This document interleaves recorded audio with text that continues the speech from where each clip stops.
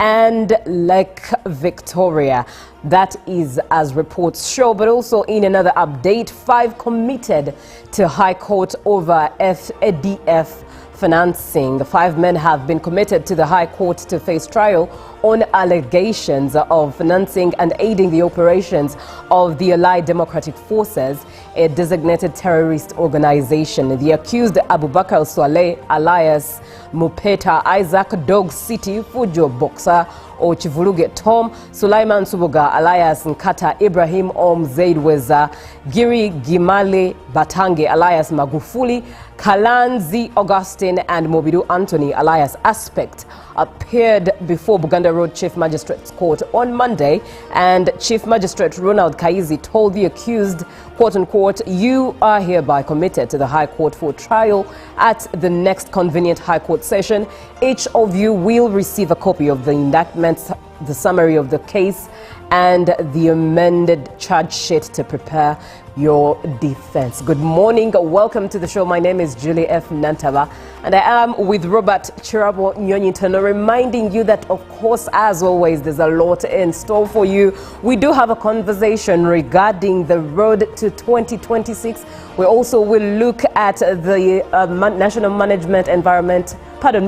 Environment Management Authority and its achievements. Of course, in the environment sphere, we do have business, we do have the sports update, Tourism Express, a lot for you. So all you need to do is to settle in, grab that Ugandan coffee and enjoy as we prepare to start your day. Robert, good morning to you. Bonjour. Bonjour, ça va? Ça va bien. Great. If we were to do German, guten Morgen. Well, I love East Africa. And also when you said East African time, I will no longer have East African time because we're joined by countries. Previously we had Uganda, Kenya and Tanzania. So we're under the same time zone. Yep. But with the extension of other countries now, we no longer have what we used to proud in. I love broadcasters, but by then we would say East African Standard Time. Yes. But now we don't have that. It's not standard anymore. It's not standard anymore because some East African member states vary in the time zones. Yes. Now, good morning and welcome to Good Morning Uganda. Like she said, we just have so much for you. Julie, have you ever heard of our International Awareness Day regarding dwarfism? Interesting. Tell me more. Now, every 25th of October is International Dwarfism Awareness Day. Now, little persons, I'm not talking about short people, but little persons, yeah. I think of late they have become very common. They were there, but social media has brought them so much in the limelight. Because those days, we even had some names that were stereotyping, Nakaranga, Bufupi and all that, but they are little persons or those that have dwarfism. And I said today there are so many when you go on social media, some are even celebrities, those extremely short, so they prefer to be called little persons. Yeah, I've actually watched a movie called Little Man. The Little Man. Yeah. Now these are people who gather, and government of Uganda has so much done to say that it empowers them. It has put over 50 million in their circle. We saw the minister yesterday address a press conference to promote that day. So there is so much, but what we are aiming at is fighting stigma. That in case you come across a little person, please, they are normal people. They have the rights that you have as a human being. So that is something that I wanted to bring to your attention, and not to forget, of course, the old persons. Yesterday, SAGE, the social assistance grant for elder persons, that is given to Ugandans above 80 years, that 25,000 per month. Of course, some get that money quarterly. Now it becomes to much more than 25,000, marked 15 years. And the quest was that lower down the age, at least to 60. Because we know a person who clocks 60, they retire, they are seen as older persons.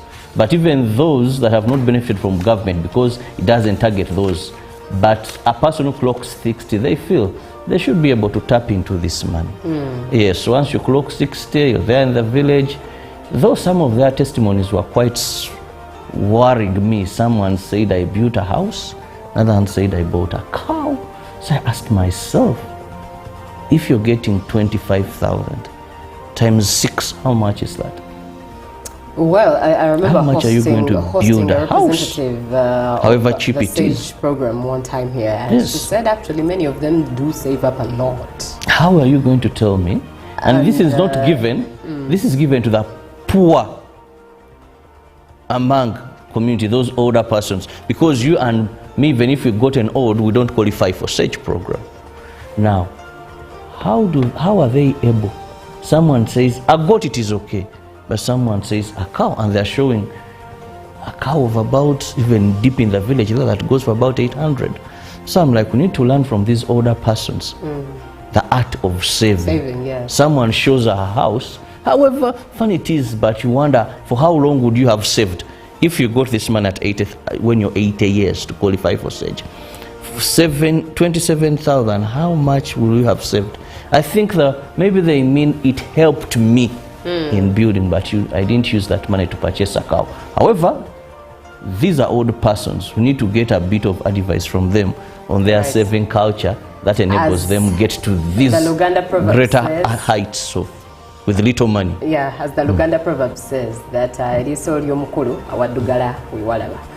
on that note, let's have a look at what we have on the local scene. You've forgotten Obukade Magezi. So, we continue with our local stories this morning. The National Resistance Movement Party presidential candidate, General Yoweri Kaguta Museveni, wrapped up his campaign trail in West Nile sub-region at Paderd Stadium in Ajumani district with a call to the electorate to embrace wealth creation at household level, sustain peace and stability as government scales up micro-infrastructural development. Museveni said if he is voted for another term in office, pledged to construct all major roads in West Nile, including between Ajumani and Obongi districts, as he directed the Ministry of Works and Transport to ensure timely maintenance of both tarmac and Maram roads to avoid their duplication. The FDC presidential candidate Nathan Nanda Mafabi assured the Karamajong that he will protect their cattle from external security threats. While conducting his campaign rally in Namaru Trading Center in Nakapiripirit district, Karamoja sub-region, Mafabi said this practice will become history.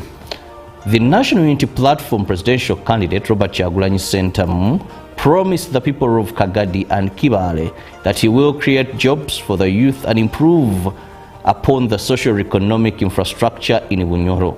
Addressing a public rally in Kagadi Town Council, Kyagulanyi asked Kagadi residents to overwhelmingly support him as to elevate Kagadi Hospital to a referral hospital, improve teachers' salaries, and create more jobs for the youth.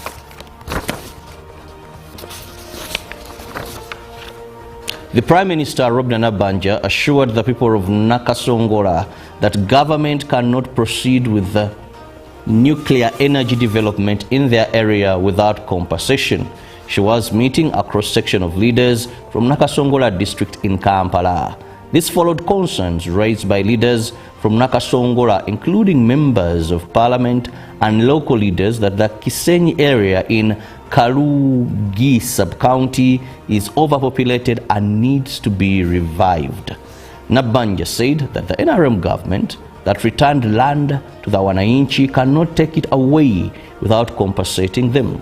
The government of Uganda plans to produce 24,000 megawatts of power from nuclear energy in Buyende and Nakasongola districts. The Premier explained that the development of uranium started in 2011, but government is still engaging the people so that the project benefits all Ugandans. Nabbanja said that she invited the leaders to her office so that they discuss service delivery in Nakasongola. Finally, from the local scene, the Minister of State for Disability Affairs, Asamo Helen Grace, reiterated government's commitment in promoting equality and dignity. Addressing the media in Kampala, she said government will support participation of little persons in all spheres of life. She was speaking ahead of the World International Awareness Day of Little Persons due on the 25th of this month. Little persons, also referred to as persons with short stature, are persons affected by dwarfism, face unique situations of accessibility, infrastructure, and social stigma, plus inclusion. The State Minister for Disability Affairs said Uganda will commemorate the day to create awareness about dwarfism and assured them of inclusivity. Government will also establish policies and legal framework that empower people with dwarfism.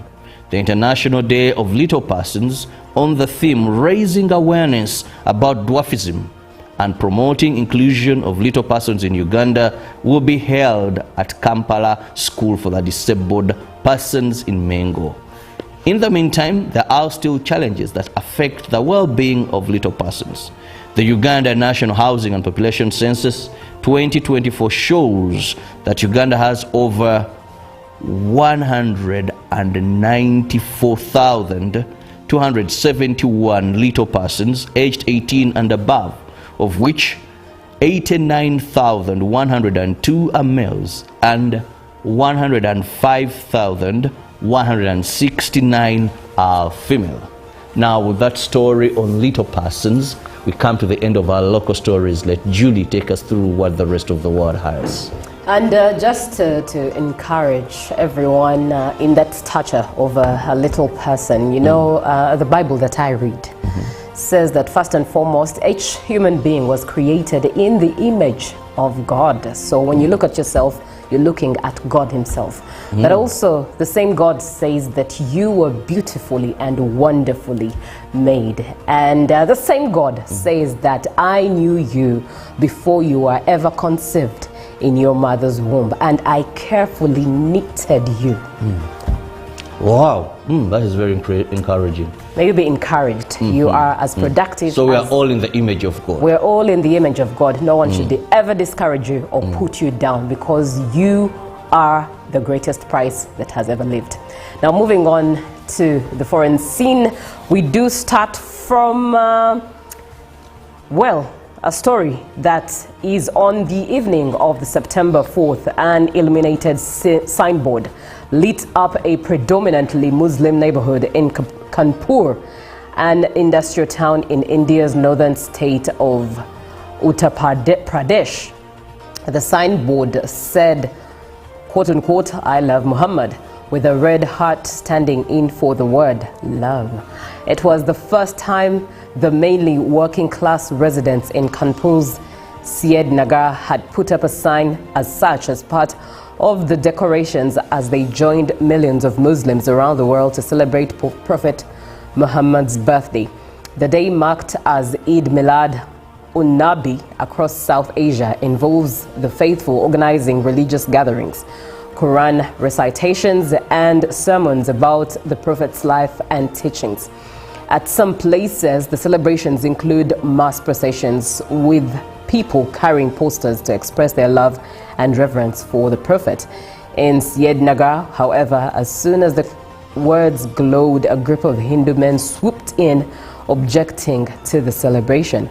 Police were called in, and following a ruckus that lasted hours, the signboard was removed late that night. Charges related to promoting enmity between different religious groups, as well as deliberate and malicious acts intended to outrage the religious feelings of another community, were filed against the 9 Muslim men and 15 unidentified people from Syed Nagar, and no arrests have been made so far. Now, in another story, Israel has continued its airstrikes and shootings in Gaza, raising fears over the future of its fragile ceasefire deal with Hamas, as United States envoys ramp up diplomacy to get the deal back on track. The Palestinian Civil Defense Agency said that 4 people were killed in 2 separate attacks, both times by Israeli gunfire, as they were returning to check on their homes in the Al-Shaf area east of Tofa neighborhood in eastern Gaza City. Israel's military claimed it had fired at militants who crossed the so-called yellow line of demarcation and had approached troops in the Shujair neighborhood, which is adjacent to the Tafa, and posed a threat to Israeli soldiers. Now let's quickly come to Africa. Burkina Faso's President Ibrahim Traoré has called for a continent-wide awakening, stressing that Africa has no choice but to embark on a revolution for development and unity in the face of what he described as imperialist maneuvers, speaking at a forum in Ouagadougou. Quote unquote, those who claim to be neutral have either understood absolutely nothing or their brains may be switched off. We need to make this clear. Neutrality is not an option, he told a Pan-Africanist delegation. Traoré said that attempts to erase the ideas of former President Thomas Sankara had ultimately failed, noting, quote unquote, today more than ever, we realize that the man, yes, the flesh has gone, but the spirit remains and the fight goes on. Sankara was a military leader, revolutionary and first president of Burkina Faso, after its name was changed from the Republic of Upper Volta from 1983 until assassination in 1987. The Burkinabe leader criticized African leaders of state who said hide behind a so-called African-made democracy, perhaps trying to imitate their imperialist masters. He urged the creation of a distinctly African model and a break with the organizations and institutions they helped to establish in our states. He also claimed that the wars and conflicts tearing the continent apart, pointing to cases such as Sudan and Congo, were all the result of imperialist manipulation. And that is the president of Burkinabe. I always love looking at him present himself. He represents power, he represents authority, and at the same time he represents safety for his nation, I believe. He has a spirit of Pan-Africanism in him. He really does. We hope he's not having challenges like Gaddafi later on had with the Western powers. Yes, the spirit and the ghost of Thomas Sankara lives within him. Let's have a look at what we have in the dailies today. Well, in the dailies today, we begin with a new vision where it's not that very good, but we know it is under control given our security. Now, mobile money, Forex Bureau businesses targeted. Guards, thugs, raid 16 arcade shops. What does that mean? Now, just down, we see a sea of persons or people during Museveni's campaign in Adjumani. If you can have that picture, thousands stand up at the rally of the NRM presidential candidate Yoweri Kaguta Museveni. Just look at that. Now, still Kyagulanyi, Mafabi, Muntu voters. That is still in the new vision. Moving up, UNEB security officer dies mysteriously. Sad. Then an interesting picture there up on the top of the new vision. We have Prime Minister Nabanja and Twinamasiko reconcile. One slapped the other, but for the good of the party, they have reconciled. I'm so disappointed in Twinamasiko. Well, it's just his nature. I don't want to go into that, but the good thing is they reconciled for the good of the party. And of course, we've just been celebrating Raila Odinga. He was able even to reconcile with people at various levels. So the Prime Minister is a very good politician. True. And we want to thank her for that heart. Now, moving to the Daily Monitor. The Daily Monitor, job cuts loom in UN agencies. And National Drug Authority recalls deadly drug. Which deadly drug is that? Well, the Daily Monitor brings you that then thugs break into 16 shops in the heart of Kampala business hub. That is a story that also the New Vision has carried. 5 men sent to High Court over ADF rebel financing. And Museveni gives Moses Ali nod for 2026 race. Well, there are also tenders for you and more jobs. Then also government 8.2 trillion in new loans. And the lizard, now your friend this time, what is he saying? He says regarding that is how money comes all along. He's asking. Well, Julie, please gladly let us know what our neighbors carried in their print media. Right, and we're specifically looking at Kenya in the Daily Nation, and the headline there, Raila shadow looms over Mashuja Day. And that is the headline there. Feted former premier posthumously awarded the Republic's highest honor. In another story, Kenya politics without Baba, and also new fees structure for senior school. All those are stories in the Daily Nation from Kenya. Grab yourself a copy for any of the dailies and get into the detail, as well as opportunities that lie therein within the papers. For now, let's have a short break. And as we prepare to look at the road to 2026, how is the public responding? How are the candidates faring so far? How prepared is the security and all security agencies? A lot more of that. Just said the number 0709-602-592 and make sure that you are part of the conversation. For now, do enjoy some music as we take a short break. Good morning. Live from UBC Studios in Kampala, this is Good Morning Uganda.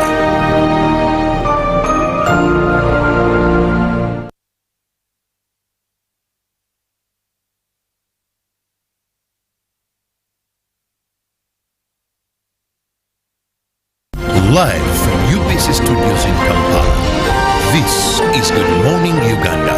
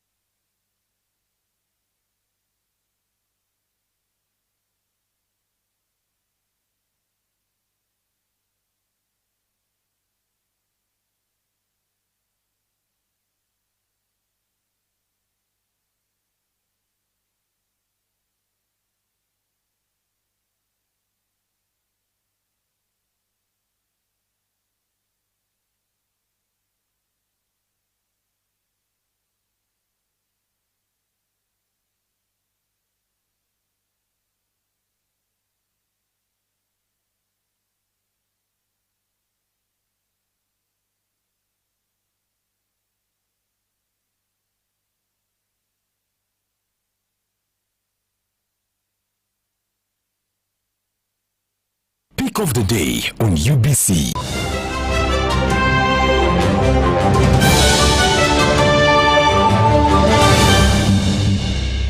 Was brought to you by I'll call you every day, yeah yo, You can now get all the Chibuzi out with MTN voice bundles. Call all networks Kubei Dondoro. Buy a 25-minute voice bundle for only 1,000 or buy any daily voice bundle of your choice. Dial *100*221# and select daily or use the My MTN app.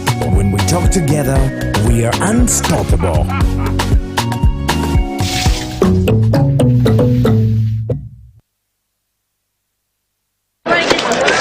Juko. Yo.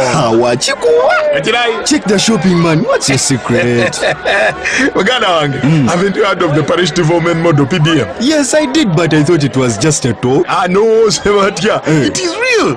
I and a few friends together formed a circle, accessed money from the PDM, invested in a portrait project, and now things are moving.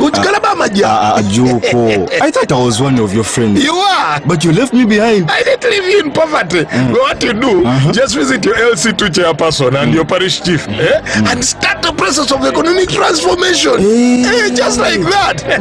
The parish development model is an initiative from the government of Uganda through the Ministry of Local Government designed to transform all lives of Ugandans for the better. PDM, my parish, my development, my life.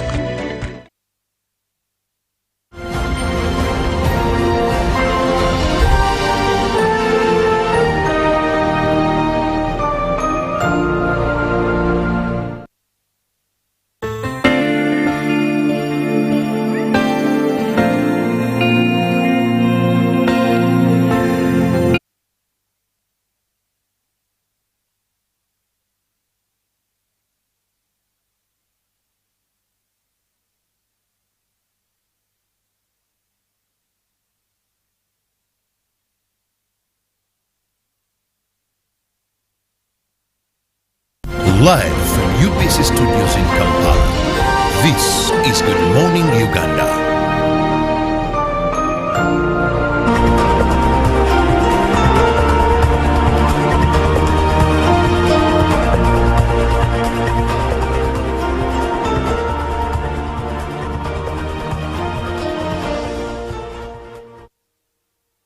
And good morning at about 6:37 East African time. You are watching UBC TV Inspiring Uganda.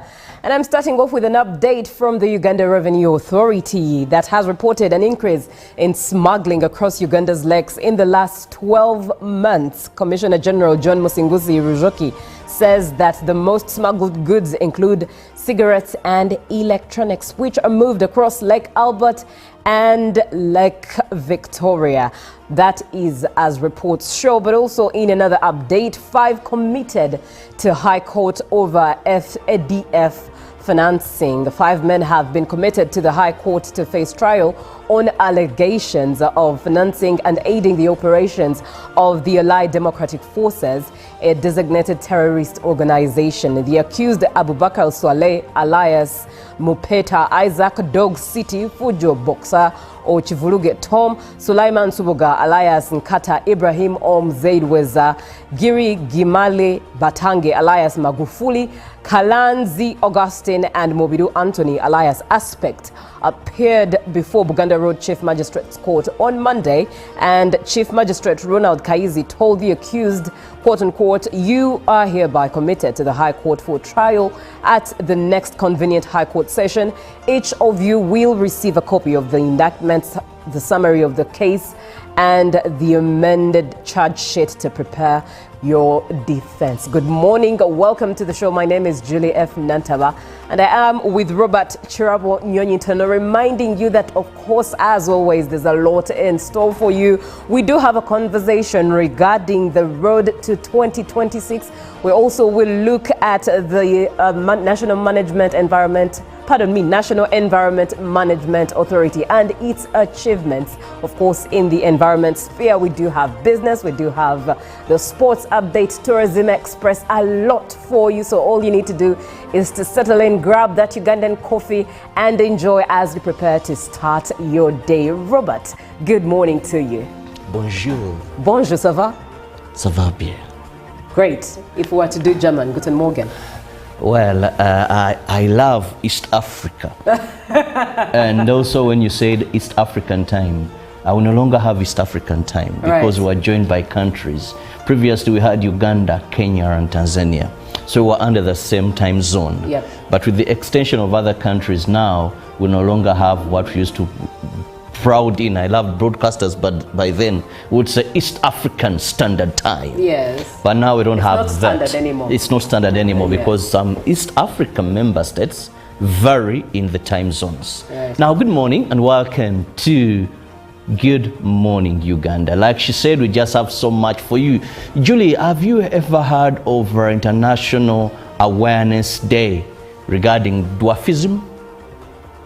Interesting. Tell me more. Now, every 25th of October is International Dwarfism Awareness Day. Now, little persons, I'm not talking about short people, but little persons. Persons, I think of late they have become very common. They were there, but social media has brought them so much in the limelight. Because those days, we even had some names that were stereotyping, Nakaranga, Bufupi and all that, but they are little persons, or those that have dwarfism. And I said today there are so many when you go on social media, some are even celebrities, those extremely short. So they prefer to be called little persons. Yeah, I've actually watched a movie called Little Man. The Little Man. Yeah. Now, these are people who gather, and government of Uganda has so much done to say that it empowers them. It has put over 50 million in their circle. We saw the minister yesterday address a press conference to promote that day. So there is so much, but what we are aiming at is fighting stigma. That in case you come across a little person, please, they are normal people. They have the rights that you have as a human being. So that is something that I wanted to bring to your attention, and not to forget, of course, the old persons. Yesterday, SAGE, the social assistance grant for elder persons, that is given to Ugandans above 80 years, that 25,000 per month. Of course, some get that money quarterly. Now it becomes to much more than 25,000, marked 15 years. And the quest was that lower down the age, at least to 60. Because we know a person who clocks 60, they retire, they are seen as older persons.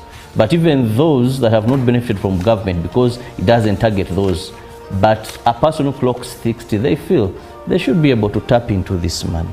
Yes, once you clock 60, you're there in the village. Though some of their testimonies were quite worrying me. Someone said, I built a house. Another one said, I bought a cow. So I asked myself, if you're getting 25,000 times 6, how much is that? Well, I remember how much are you going to build a house? However cheap it is. Program one time here, and she said actually many of them do save up a lot. How are you going to tell me? And this is not given. This is given to the poor among community, those older persons, because you and me, even if we've gotten old, we don't qualify for SAGE program. Now, how are they able? Someone says a goat, it is okay, but someone says a cow, and they're showing a cow of about, even deep in the village, that goes for about 800. So I'm like, we need to learn from these older persons the art of saving. Yes. Someone shows a house, however fun it is, but you wonder, for how long would you have saved if you got this man at 80, when you're 80 years to qualify for SAGE? 27,000, how much will you have saved? I think maybe they mean it helped me in building, but I didn't use that money to purchase a cow. However, these are old persons. We need to get a bit of advice from them on their saving culture that enables them get to these greater heights. So, with little money. Yeah, as the Luganda proverb says, that eriso ly'omukulu awaddugala wewalaba. On that note, let's have a look at what we have on the local scene. You've forgotten Obukadde Magezi. So, we continue with our local stories this morning. The National Resistance Movement party presidential candidate General Yoweri Kaguta Museveni wrapped up his campaign trail in West Nile sub-region at Paderd Stadium in Ajumani district with a call to the electorate to embrace wealth creation at household level, sustain peace and stability as government scales up micro-infrastructural development. Museveni said if he is voted for another term in office, pledged to construct all major roads in West Nile, including between Ajumani and Obongi districts, as he directed the Ministry of Works and Transport to ensure timely maintenance of both tarmac and Maram roads to avoid their duplication. The FDC presidential candidate Nathan Nanda Mafabi assured the Karamajong that he will protect their cattle from external security threats. While conducting his campaign rally in Namaru Trading Center in Nakapiripirit district, Karamoja sub-region, Mafabi said this practice will become history. The National Unity Platform presidential candidate Robert Kyagulanyi Ssentamu promised the people of Kagadi and Kibale that he will create jobs for the youth and improve upon the socio-economic infrastructure in Bunyoro. Addressing a public rally in Kagadi Town Council, Kyagulanyi asked Kagadi residents to overwhelmingly support him as to elevate Kagadi Hospital to a referral hospital, improve teachers' salaries, and create more jobs for the youth.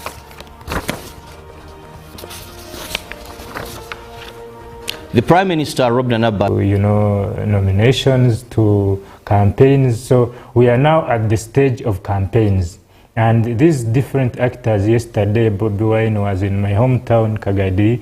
So President Museveni was in northern Uganda. So we see there is coherence, adherence to the electoral roadmaps given, agreed upon between these parties and the Electoral Commission.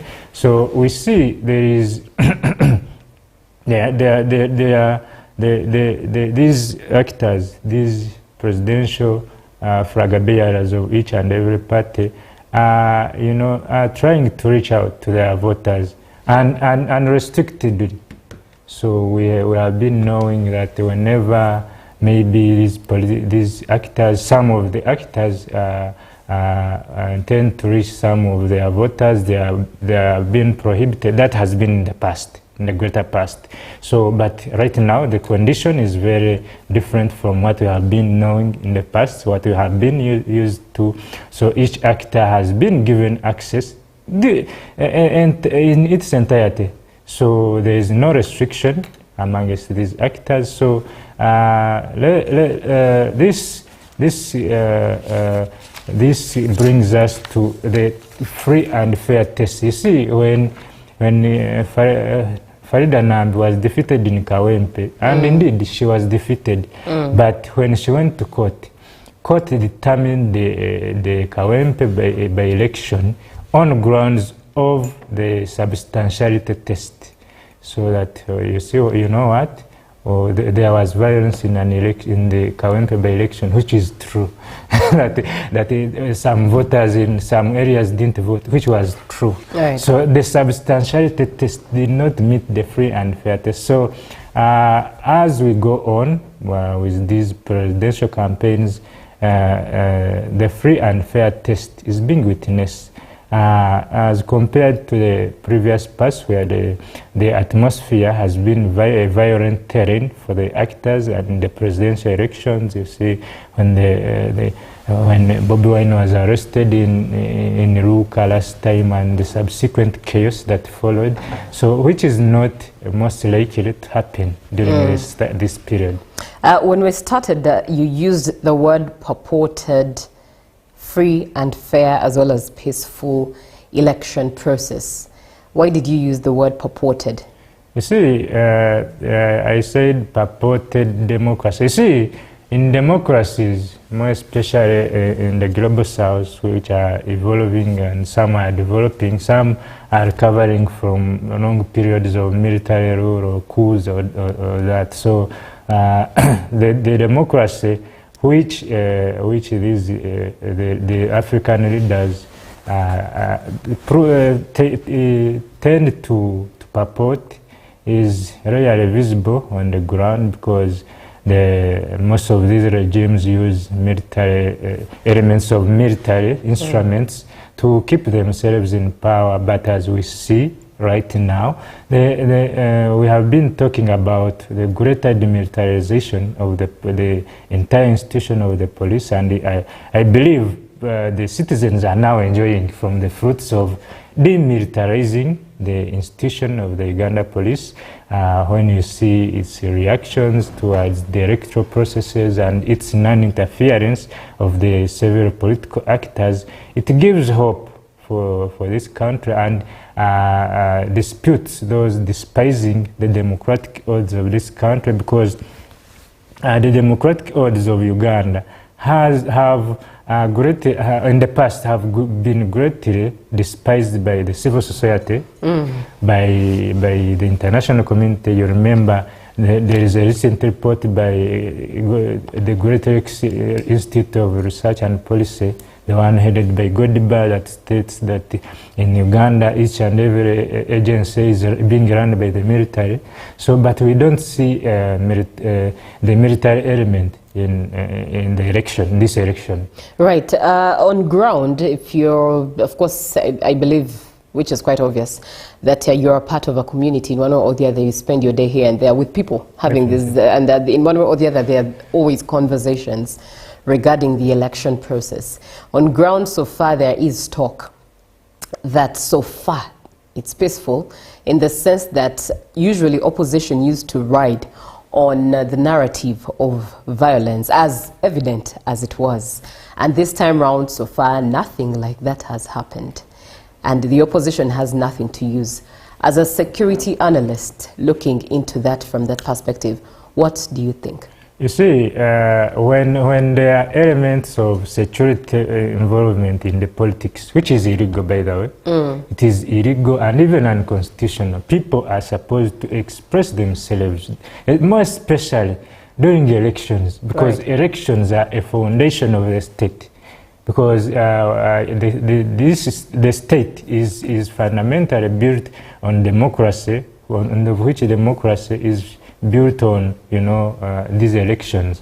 So when you involve much of the security actors engaging the civilians and the electorates, it curtails. You see, these elections are not college elections. They are elections where citizens vote under adult suffrage, universal adult suffrage. Not everybody who is 18 and above is entitled to vote. So that is what we call universal adult suffrage. So by involving police or the military in suppressing the population, the civilian population, it creates anger. It creates elements of, fanatism, radicalism, and, sycophancy. Right. So, yes, so that and the proclivity of these young people to violence is unpredictable. So when you involve much of the actors, the security agencies in the electoral processes, so it becomes non-transparent, and violence could escalate, could originate from either sides. On most occasions, we have seen the security agencies being the orchestrators of the violence that has been witnessed in several electoral campaigns. So the greater cause of de-politicizing the police from the entire electoral process I believe, it has attracted a greater excitement from the population, and you see each and every presidential candidate talking to his or her intended electorates peacefully, and they move on. So I believe the greater it is a credit to the police and the entire institution of security institution for I think they learned a lot from the previous election, from the violence of that occurred in the previous elections, where a lot of people lost their lives and some were injured. So I believe the security managers in the police and the territorial commanders have instructions on how to have greater instructions on how to act, and how to manage the risks involved. If you have ever studied about risk management, you will learn how to minimize risk. There is what we call minimizing risks. So they have learned greatly on how to minimize risks during the electoral campaigns. So to the greater population, I believe they're enjoying the electoral atmosphere, and the outcomes of the elections will be a joy to all of us. Right. Yeah. And speaking still in the same environment, one could almost forget that campaigns are ongoing. There was, of course, excitement the day presidential candidates were nominated, and the first week thereafter, there was quite a lot of excitement. But in the weeks after, campaigns are going on, obviously, and we do our best to update the electorate and the citizens that campaigns are ongoing. But on ground, you could tell that the feeling of what's going on, it's almost easy to forget that we are in a campaign Well, season. it is because it is because of the demilitarization, or non-involvement of the police Right. and other security agencies. Because the moment you orchestrate violence against these political actors, you are giving them mileage, both locally and internationally. Right. So that international propaganda that is as a result of the acts of security agencies is orchestrated towards the regime, and so the disinformation campaigns and misinformation campaigns against the regime also saw us. So the moment you orchestrate these acts against citizens, the electorates, there are human rights agencies, there are those international agencies and foreign governments. So that's why you see it is very easy now to forget that presidential campaigns are going on. Right. Do you think there has also been a strategy in how different candidates are campaigning? Are there different campaign strategies compared to what 2021 was like, 2020? Was like? Well, for campaign strategies, they change depending on the dynamics of the society. So, but the same techniques of there are social media campaigns going on. So there are campaigns on media. So they are the candidates are campaigning to the population on rallies. So the campaign strategy has not changed. It is just the actors who have changed. Now, some of the actors that were involved in the last elections, who are the security agencies, are not currently involved. But the strategies are not at all. There is seemingly no difference between the previous elections and the current election. And you've said that strategies change according to, of course, the dynamics of what the society is like. Is the society still the same as that of 2021?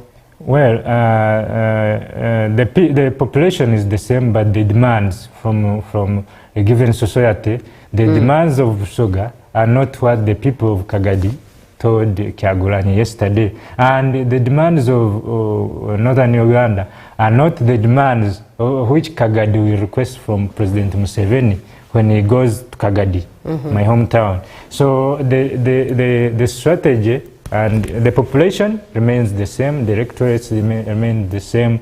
Maybe the difference could be the age, because after 5 years, I was 24, 23 in the last 5 years, but I have grown. So, but the population remains the same, and maybe the demands differ from every region of the country to another, and also maybe the dynamics of the society, because when you go to some societies, some societies still have politics of identity in this country. So when you go to certain societies, there may be that element of politics of identity, but as we talk, the society is not uniform. Right. Yeah.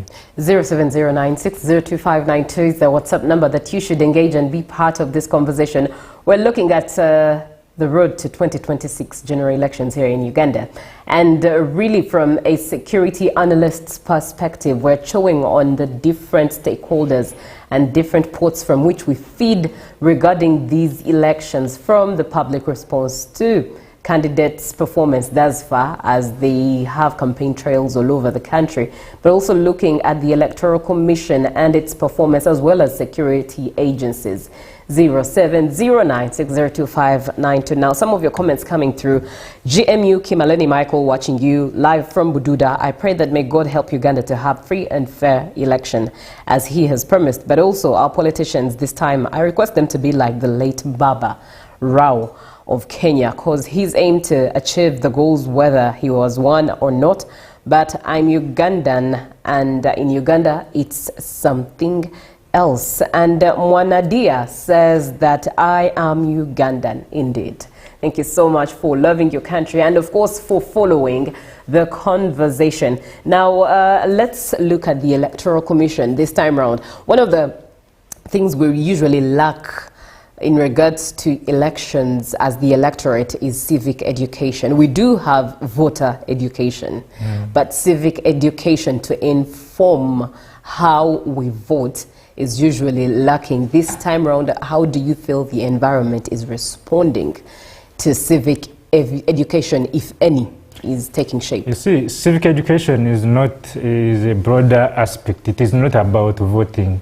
Civic education is about me and you knowing their rights, to their civil rights. That is what we call civic education. It is not about voting only, right, as quoted. So the Electoral Commission, first of all, this time around, it has been timely. It takes credit for being timely, because the electoral roadmap was out in time, and it allowed these political actors to prepare themselves, and that's why you see many of them were able to collect signatures, and to be able to get nominated in time. So the greater aspect, it has tried to regulate. It has put up regulations on these presidential candidates. It has been efficient. So as we talk, the Electoral Commission has tried to be efficient in ensuring that the country goes into its periodic elections, and we hope that the periodic elections come out to be free and fair. So that free and fair test is up to the Electoral Commission, because we have seen electoral commissions where which are often causes of violence in Malawi. Right. It is the Electoral Commission that caused the post-election violence in Malawi, because according to the opposition leader and the international community, the Electoral Commission in Malawi declared an opposite presidential candidate. The one who won is not the one who declared, according to the international community and the observers. So the entire process, as enshrined in its mandate, is being efficient, is being moved efficiently. So right from the electoral roadmap to the display of registers to the nominations, so now it is supervising the campaigns. So let's kindly allow me interject. Before we knew, as by the calendar of the EC, that presidential nominations were to take place within the month of October, and shortly before the month of September, the calendar was adjusted to the process going on, the nomination of presidential candidates taking place in September, which was the 23rd into 24th. And of course, we also saw many candidates, many aspirants who wanted to get onto that ballot paper miss. Of course, there were issues with collecting signatures. Some of them, of course, complained as to the process of collecting signatures. But still, the switch of dates and the timetable was one that many in the opposition complained about. And for them, or to them, there was something fishy that the Electoral Commission was not exposing. What do you have to say about this? Well, you see, in administration, public administration, when changes are inevitable, so many dynamics in the public administration may give rise, or may force an entity or a government agency to act or change its calendar. Right. So even here at UBC, you find some timetables changed. There are interchanges in public administration due to maybe time frames, or financial obligations.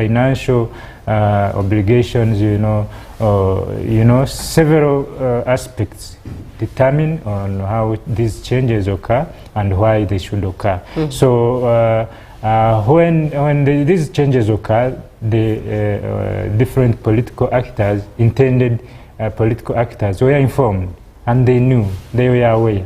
So it didn't just come out of the blue, never. Right. So when there were these changes, the Electoral Commission came out, published these changes. So they didn't occur in secrecy. So the Electoral Commission is not to blame for the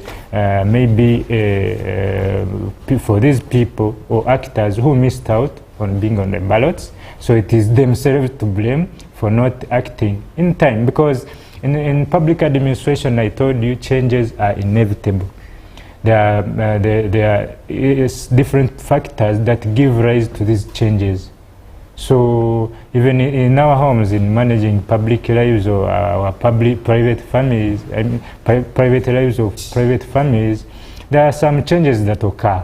Right. Yeah, so I believe it is not the Electoral Commission to blame in its entirety, because these changes did not occur in secrecy. They were made public, publicized all over the media, and these actors were informed. So if it is to blame, the blame must be shared amongst the actors. Thank you very much, Byamukama Richard. He is a security analyst, and this conversation definitely has to come to a close. I wish that we could have him for a longer period, because this particular conversation is one that has lots of spheres to look into, and yet so little time to allow us to look into it. Richard, in just a minute, what would be your parting shot?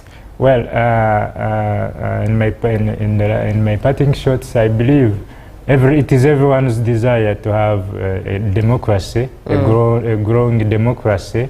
So, and each one of us is eager to see the country transit through this democratic election peacefully, because it is everyone's desire to live in a peaceful environment. So let each and every player or actor in this election, beginning today, we have, I think, parliamentary elections and, the subsequent campaigns. So I pray that the several actors, each and every actor, plays his or her part. Let's minimize the proclivity to violence, because violence will tear away our country, and our desired, goals as a nation will cease. Thank you so much. Thank you very much, Richard Byamukama. Looking forward to having you again on the show, but I will close this with your comments. One coming in from Gomez Sadatu says, good morning. You are from Bombo Town, and you say that you're glad to hear that information and updates about the road to campaign. You say nice. Thank you for the program going on UBC TV. Thank you for the good messages, and thank you for the program. Thank you, Sadat, for being on the show. And somebody else comes through and says, thank you for bringing that gentleman, although I do not agree with him when he says that it is well with all candidates. Like what happened to Chagulanyi when he was supposed to address his voters in Mayuge and Iganga? Also, what happened to Mafabi in Jinja? Looks like these two people will only address people in rural places. Thank you. I'm James in Jinja. And finally, this communication from the Maracha district addresses the upcoming general elections. The constituents have already selected their preferred candidate, and it is anticipated that the election will proceed peacefully by Juma Ali. Thank you so much for being on the show. Up next is JMU Tourism Express. We do have business, we do have the agenda, and of course, lots of sports. So stay tuned as we start your day. Good morning.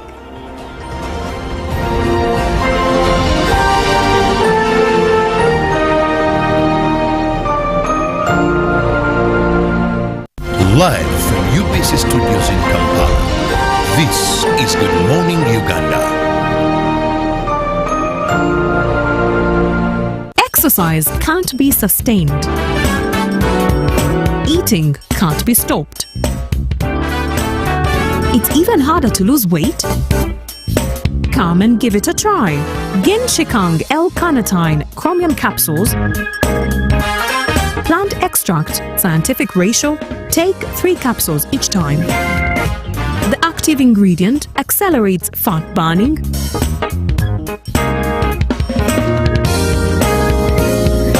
eat twice a day, don't take a detour. Weight loss starts now.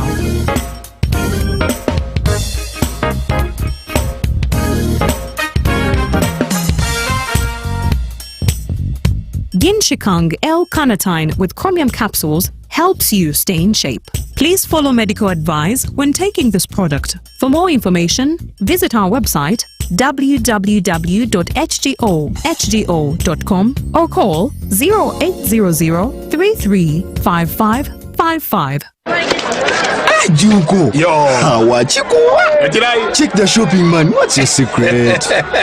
Uganda wange, haven't you heard of the parish development model PDM? Yes, I did, but I thought it was just a talk. No, Sebatia. It is real. I and a few friends together formed a circle, accessed money from the PDM, invested in a portrait project, and now things are moving. Juko. I thought I was one of your friends. You are. But you left me behind. I didn't leave you in poverty. What you do, just visit your LC2 chairperson and your parish chief and start the process of economic transformation. Just like that. The parish development model is an initiative from the government of Uganda through the Ministry of Local Government designed to transform all lives of Ugandans for the better. PDM, my parish, my development, my life.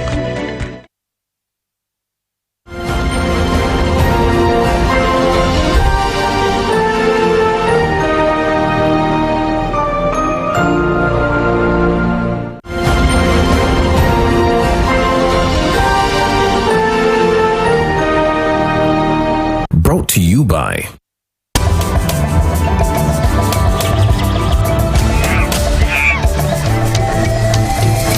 Uniquely Ours. Explore Uganda. Hey, good morning and thank you for sticking around on UBC. My name is Zakia Lucky and we are on Good Morning Uganda Tourism Express. We are coming in with the second segment. The first segment, you saw students take us through the school museums at Immaculate Heart Girls School. And as we took our tour within the museum, we got to find something really interesting, and that is Omugamba. Personally, I didn't know about this, but I'm getting to learn about it. And the school also gets to celebrate Culture Day. And this time round, Ankole culture was celebrated. So with me are students that are going to help us explain this and take us through this particular culture. Listen in. My name is Shomendo Aida, a student at Immaculate Heart Girls School. I'm in senior 6. So today we shall be taking you through the Ankole culture, and we're going to be taking you through the introduction and the giveaway ceremony on the girls' side and on the boys' side. So what you see before you is called Omugamba in our language, and in the exchange of the cows or the dowry that the boy has brought to the girls' home, they are given Omugamba to represent the cows they brought to the girls' home. So on the Omugamba, there are many components, and each of them plays a special role in the marriage of the newly wedded family. So as you can see, the Mugamba contains many components, and among the components there are milk gods. In our language we call it ebyanzi. So ebyanzi, they are supposed to be matching the number of the cows the boy brings to the girl's home. So if the boy has brought 10 cows to the girl's home, they are supposed to be 10 milk gods.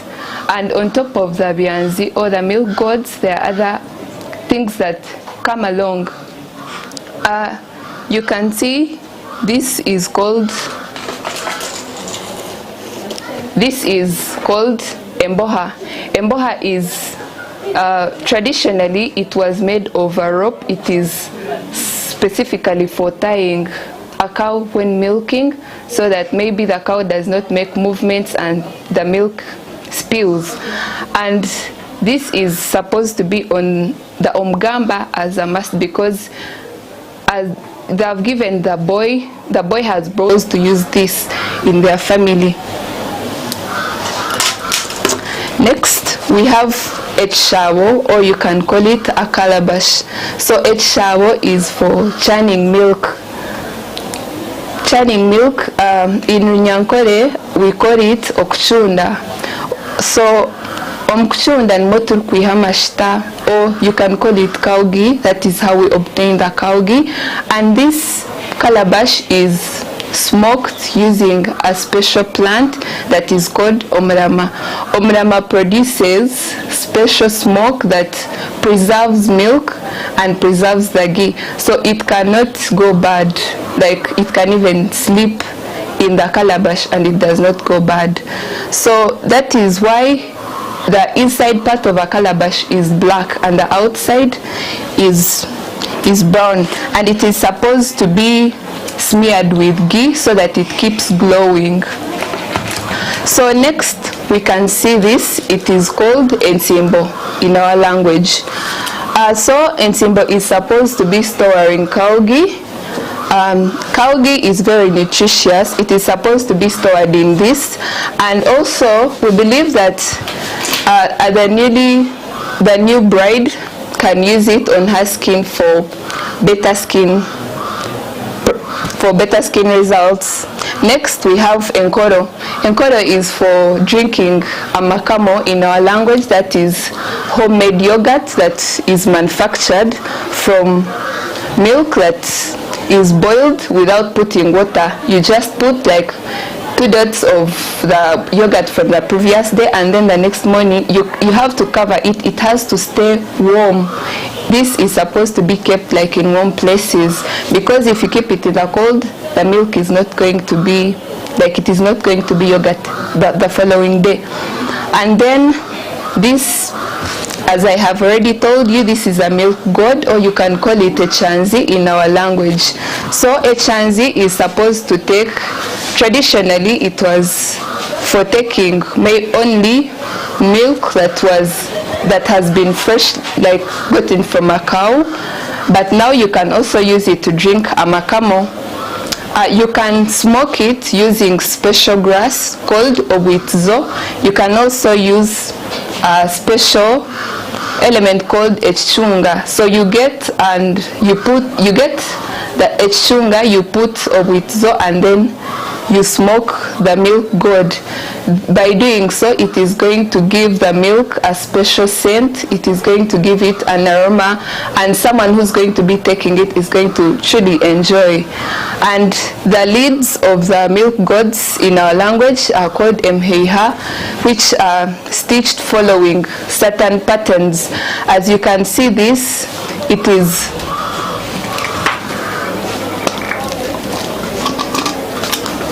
is white and maybe brown or black. This represents colors of specific cows. Let's say black and white, that is ngabo, which is a cow in our culture. So that is what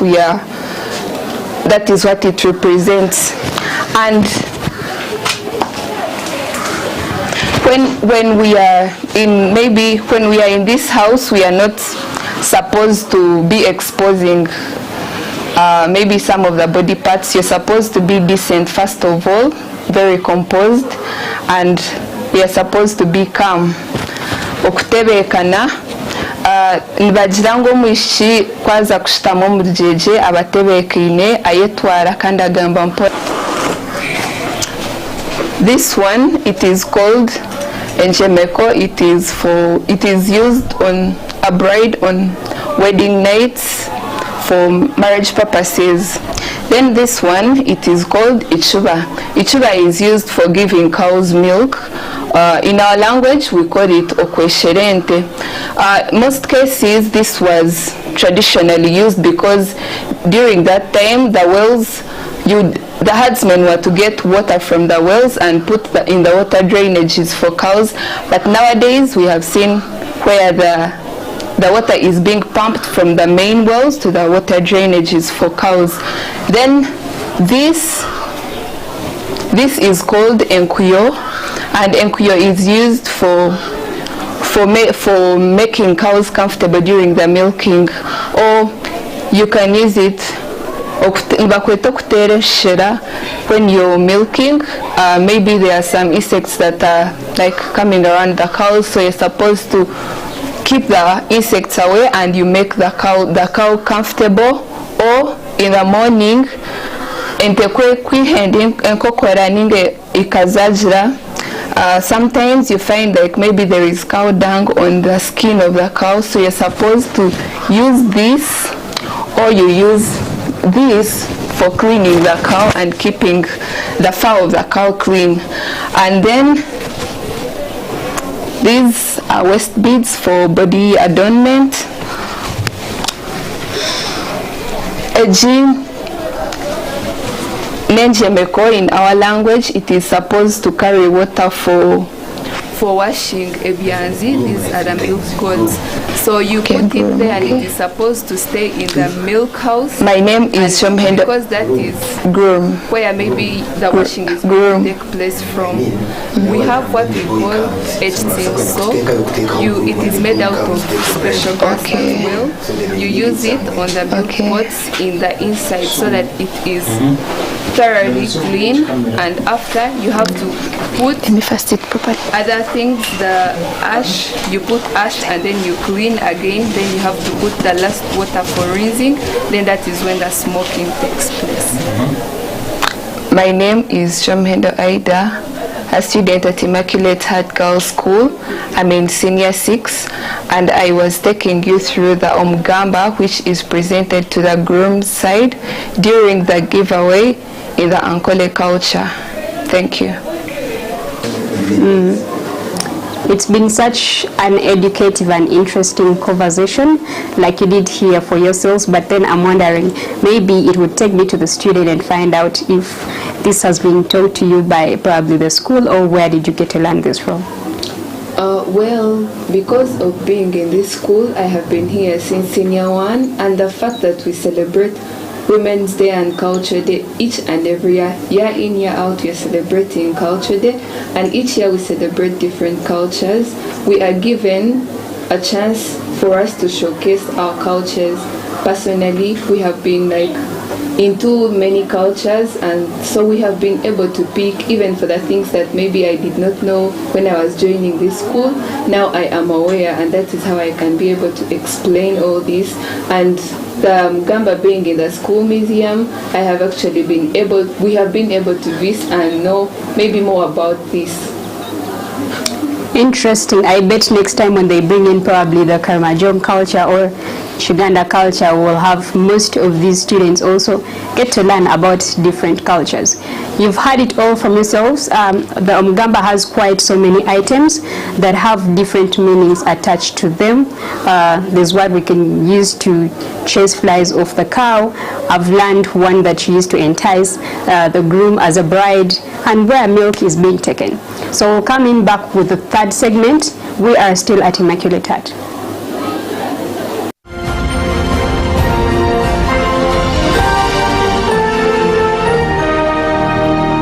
Brought to you by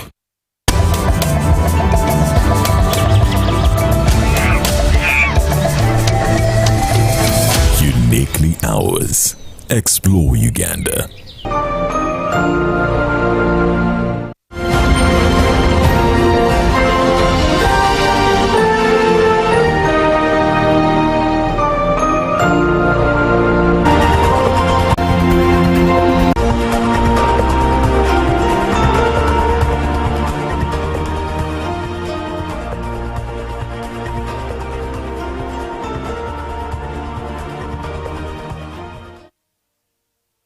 Good morning, Uganda. Welcome back from JMU Tourism Express. That segment, particularly that segment that tells the story of Immaculate Heart, is one that always warms my heart, simply because my mother attended the same school and she has lots of stories every time she watches that particular segment. So it's quite special to me, if you might must ask me. But time for business. My name is Julie F. Nantaba, and the Deputy Secretary General of the East African Community, ESC Andrea Arik, has underscored constructing the multinational Kenya-Uganda Express as a catalyst for economic integration in the region. He was at the Market Sounding Conference, a significant milestone in the preparation of the multinational Kenya-Uganda Expressway. Regional experts in transport infrastructural development are drafting mechanisms of delivering the construction of a multinational Kenya-Uganda Express between Kisumu, Busia and Kakira and Malaba. The Deputy Secretary General of the ESC, Andrea Arik, recognizes regional transport infrastructure which has missing links. Development partners like the African Development Bank have provided grants to enable the community prepare high-quality and bankable infrastructure projects. According to the plan, the project will also capture construction works along Kimatei-Luakaka route and develop the Luakaka border into a one-stop border post. The Kenya-Uganda Expressway project will create jobs, reduce transit times, and enhance productivity to attract investment and public-private partnerships. Now let's move on. The Gomba District Environment Officer has conducted raids against illegal sand miners in Chifampa and Kabulasoke sub-counties on Katonga River between Gomba and Kalungu districts with the aim of protecting the environment. Authorities on the environment started in Kakuban City Parish and Kabulasoke sub-county, where they found sand dump trucks and sand dump boat floating in the area. At Chifampa sub-county, where a road is being built on the Katonga River, no one was found except fuel jerrycans and an excavator carrying sand. Deo Ayebari, who led the operations in charge of wetlands, said sand mining was illegal and using excavators that could cause floods in the future. The environment officer in Gomba district, Chobutunji Winnie, said they have a problem with sand miners on the Katonga River. They are guarded by the army. NEMA and the agency have conducted raids, but no arrests have been made. The sand mining situation is an environmental problem as the trucks destroy roads. Some residents and leaders pointed out that the challenges they face due to vehicles passing through the roads are heavy. In Gomba district, there is a mass destruction of forests and wetlands, which could lead to flooding. Now, Uganda is set to make history as the first African country to establish a national chapter of the Institute of Asset Management, IAM, the world's leading professional body dedicated to advancing excellence in managing physical assets across their life cycle. The IAM Uganda chapter will be officially launched on 6th and 7th November 2025 at Silver Springs Hotel, Bugolobi, Kampala. The milestone marks a major leap in professionalizing asset management in Uganda and the wider region, creating a platform for knowledge exchange, certification, and multi-sector collaboration among engineers, managers, policymakers, academia, and industry leaders. Now, the Uganda Revenue Authority has launched 4 high-speed marine boats as part of renewed efforts to combat smuggling across the country's waterways. Meanwhile, the Acting Accountant General has opened the Treasury Customer Service Week, an initiative aimed at bringing financial management services closer to the people, unveiling the patrol boats at Munyonyo. On the shores of Lake Victoria, the Commissioner General, Uganda Revenue Authority, John Musinguzi, emphasized the need to closely monitor Uganda's water bodies, especially those shared with neighboring countries. The 4 boats worth 3.8 billion shillings will be operated jointly by UPDF and URA customs officers. They are expected to enhance patrol capacity, seal long-standing security gaps along water routes, and curb illicit trade that has been costing Uganda billions in lost revenue annually. Meanwhile, the Acting Accountant General, Godfrey Semogoma, officially opened the 4-day Treasury Customer Service Week under the theme Public Financial Management Systems for Growth and Improved Service Delivery. The week-long activity is also being held in 11 regional support centers across the country, including Masaka, Mbarara, Gulu, Mbale, Jinja, Lira, and Soroti. At the launch, Semogoma unveiled the new Service Desk tool, a system designed to integrate all public financial management platforms for greater efficiency and improved service delivery. Now, finally, great business founders in Uganda have made a unison call to fellow founders to adopt succession plans that will be effective for business continuity. This was during the Enjovu Family Business Conference, attended by key business owners in the country.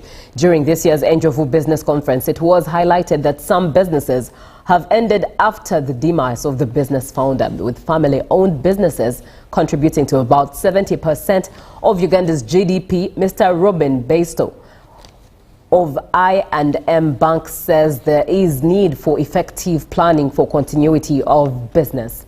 They urged business founders to allow their successors explore other businesses besides their own. It was noted that over 70% of family businesses fail to transition successfully to the second generation, and for those that do, 88% don't make it to the third generation. Well, those are some of the stories that we have today on GMU Business, but let's have a look at what we have in the forex rates as of yesterday. Looking at, that is the 20th day of October 2025, the dollar opened at 3,485.14 and was selling at 3,495.14. By midday, it was at 3,484.59 and selling at 3,494.59, and it closed in at a drop of 3,464.77 and selling at 3,474.77. The British pound was buying at 4,656.47 and selling at 4,669.91. The euro, with an increase there from last week, 4,044.42 is what was buying the euro, and it sold at 4,056.09, and the Kenyan shilling was buying at 26.82 and selling at 26.90. The Tanzanian shilling dropped there to 1.33, buying and selling at the same, and the South African rand was buying at 199.82 and selling at 200.40. Well, thank you very much for watching Good Morning Uganda. It's UBC TV that you are watching this program on. And up next is the agenda. We'll be having a conversation with NEMA. 0709602592 is the WhatsApp number that you should save and be part of this conversation. Always a pleasure having you. Good morning.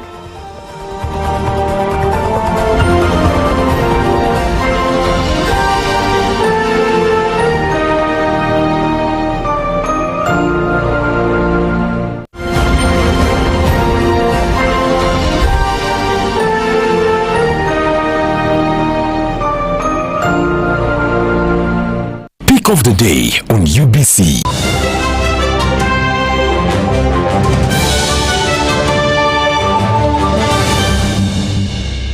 Was brought to you by I'll call you every day, yeah yo, Beidondolo. You can now get all the Chibuzi out with MTN voice bundles. Call all networks Kubei Dondoro.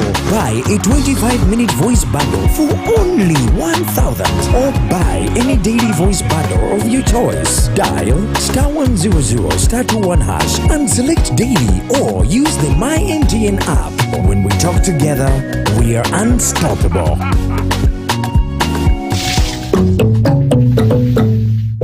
Exercise can't be sustained. Eating can't be stopped. It's even harder to lose weight. Come and give it a try. Genshikang L-carnitine chromium capsules, plant extract, scientific ratio, take 3 capsules each time. The active ingredient accelerates fat burning,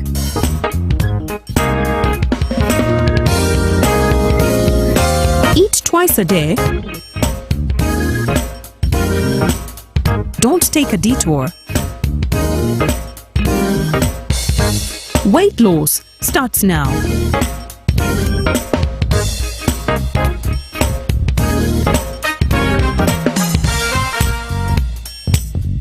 Genshikang L-carnitine with chromium capsules helps you stay in shape. Please follow medical advice when taking this product. For more information, visit our website www.hgo.com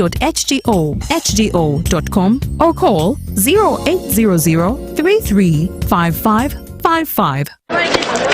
Juko. Yo. Wachikuwa. Check the shopping, man. What's your secret?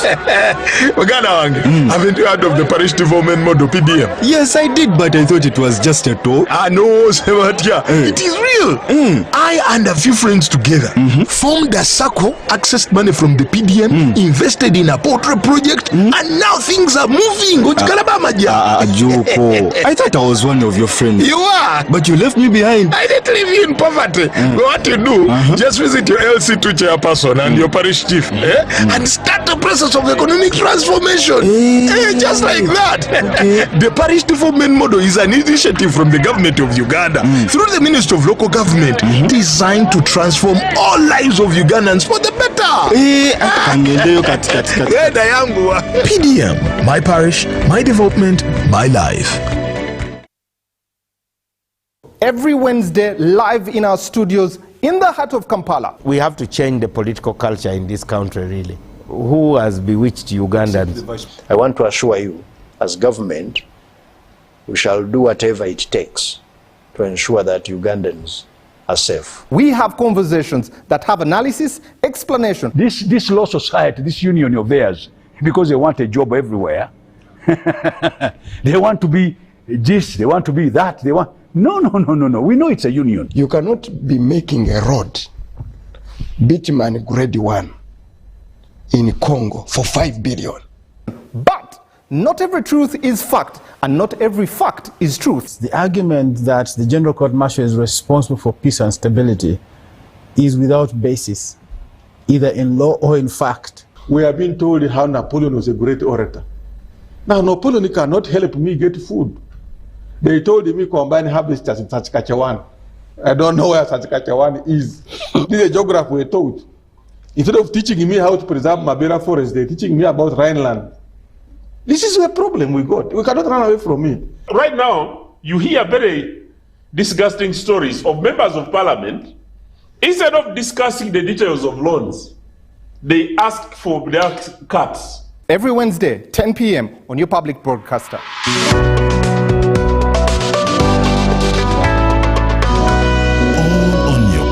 Broadcaster, UBC, inspiring Uganda. In a nation hungry for truth, a world where every story matters, there exists a beacon of trust and reliability. For decades, they've been our voice and our window to the world, holding the mirror of our history. With 4 TV stations and 11 radio channels spanning 27 languages, they stand as guardians of information, defenders of truth. With Mascari Heritage Advantage, they uphold every citizen's right to reliable and free information. Their archive stories shaped our past and illuminate our present. Yet now, as new challenges arise and the world evolves, their mission faces its greatest test yet. Be part of our journey and let's navigate the unknown, uncover the untold, and safeguard our future together. Tune into your public broadcaster, for it is the intersection of trust and truth. Because to UBC, your story, and every voice matters. UBC, inspiring Uganda. Live from UBC Studios in Kampala, this is Good Morning Uganda.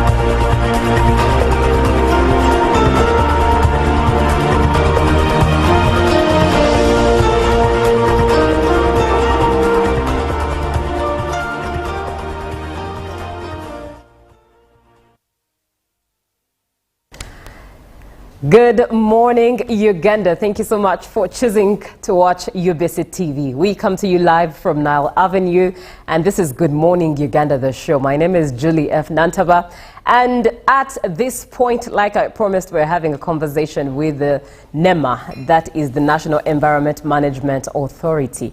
And we are looking at its achievements, especially, of course, obviously, in the environment sphere, but in particular, we are looking and shedding light at the Environment and Social Impact Assessment.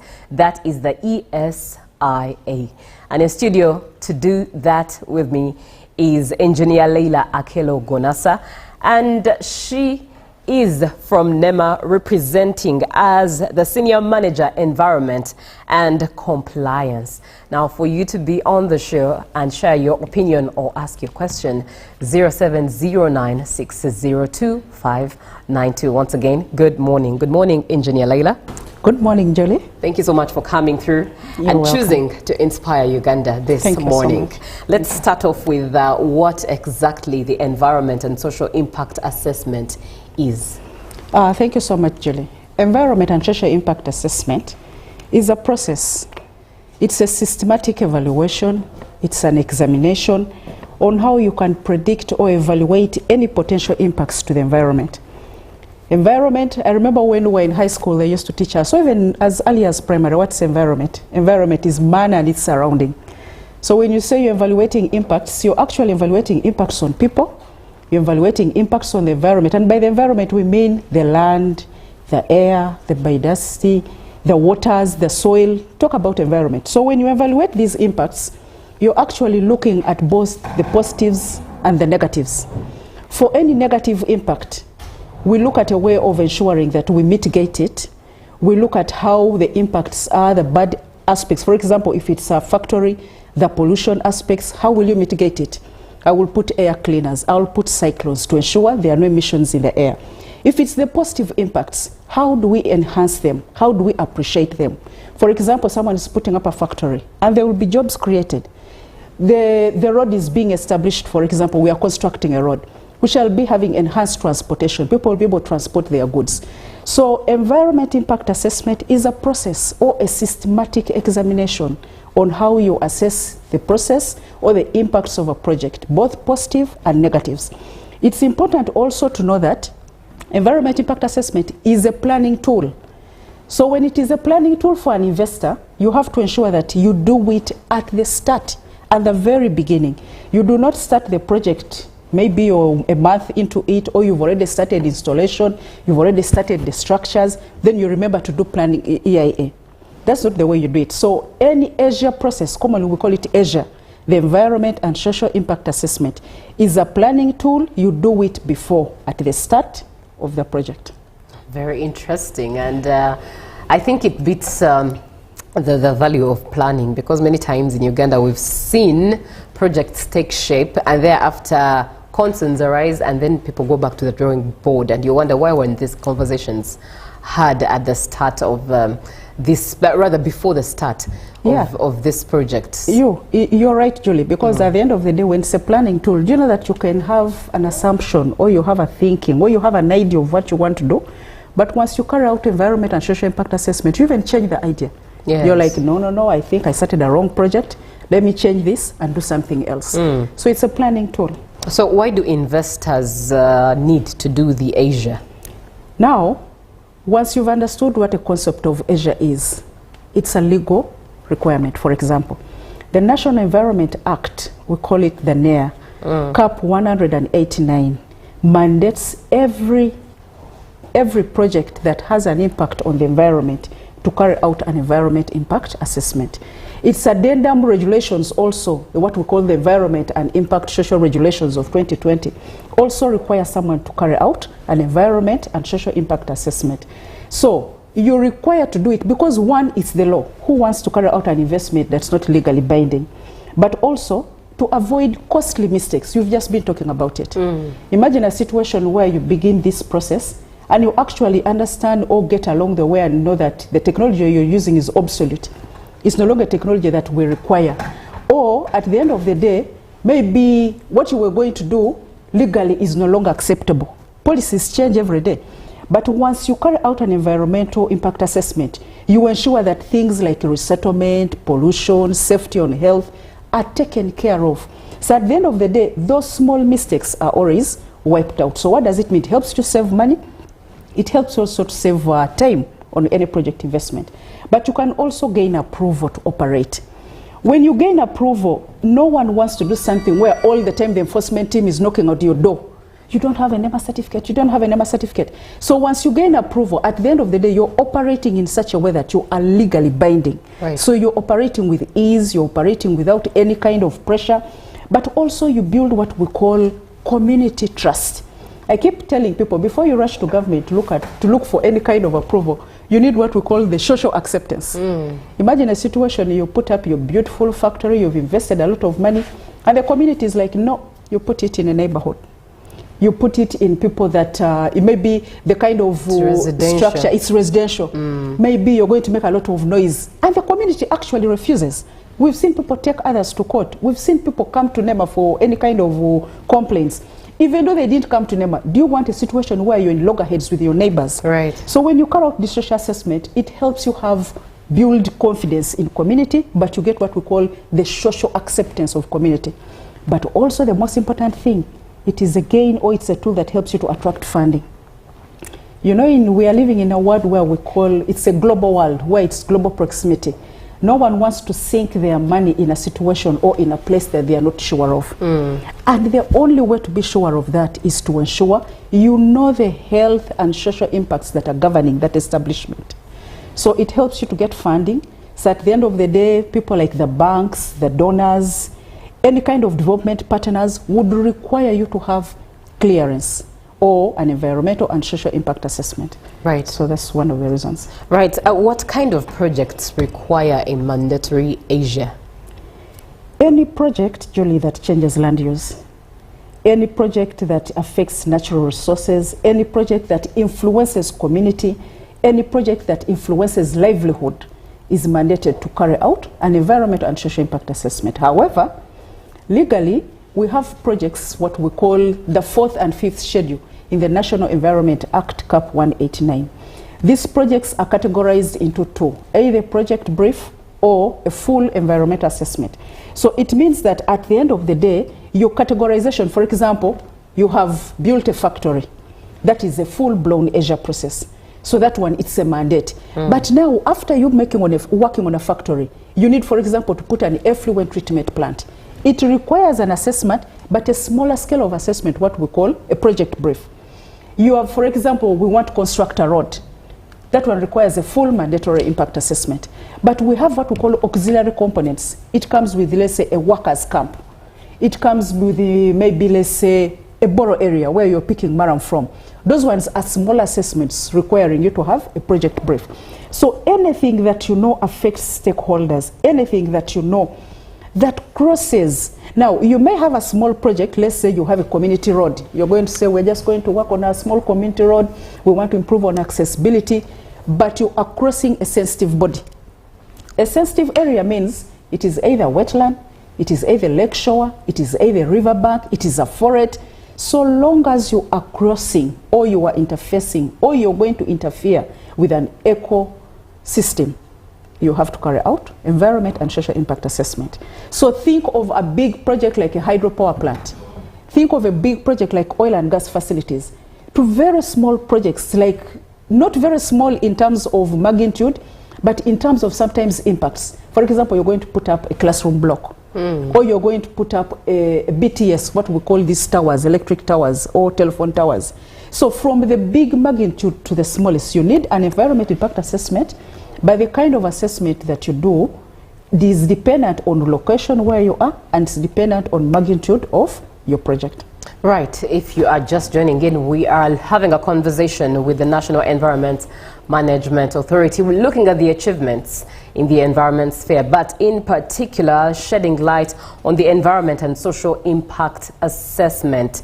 It's environment and social impact assessment, which we short form into an acronym pronounced as Asia. So if you hear me say Asia, it's not Asia the continent, but rather Asia with ESIA, Environment and Social Impact Assessment.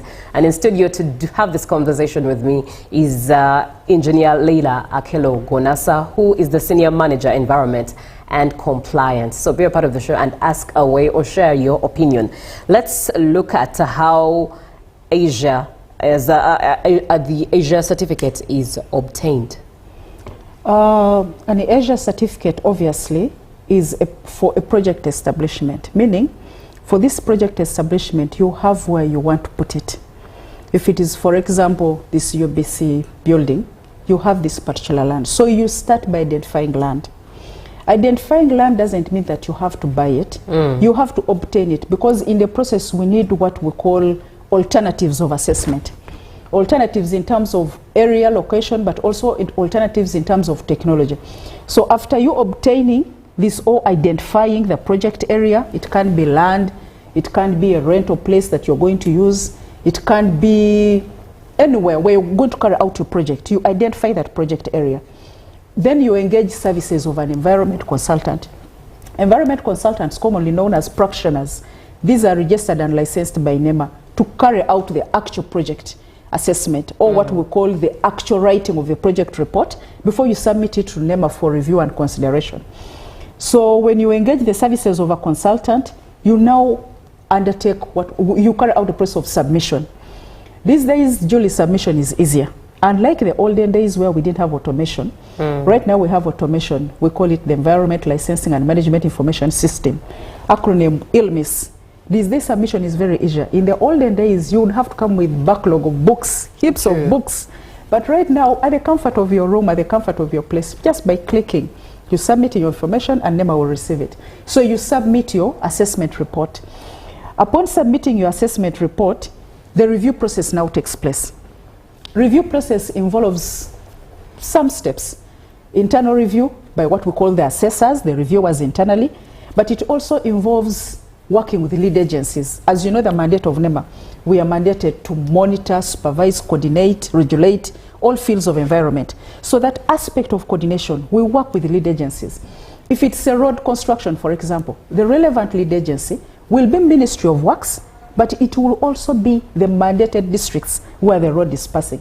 So we work in consultation. The review process also means we send it to either the stakeholders, especially community, through the LC ones, but we also send it to the district to establish the district status and their comment about the project. Then we also send it to the ministry. But now, at the end of the day, NEMA also carries out an inspection, what we call the baseline verification inspection. Why we need this? This project will come with a lot of changes. So at the end of the day, you need to establish the baseline conditions. What is the project going to interfere with? Now I know you're going to, so of course with all that information is put together and conditions are made, issuing a certificate.